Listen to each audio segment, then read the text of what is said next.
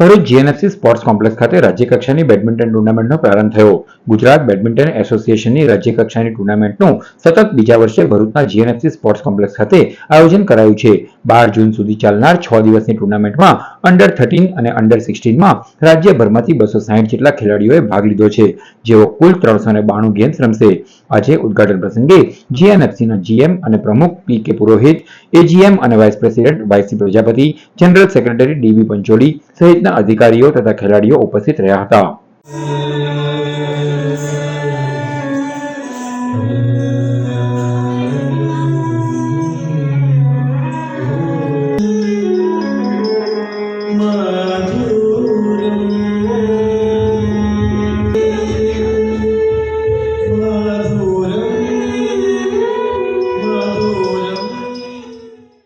આજથી GNFC sports complex ખાતે Gujarat badminton એસોસિએશનની રાજ્યકક્ષાની બેડમિન્ટન સ્પર્ધા યોજાવા જઈ રહી છે, જેમાં અંડર 13 અને અંડર 15ના ખેલાડીઓ એમાં ભાગ લેશે.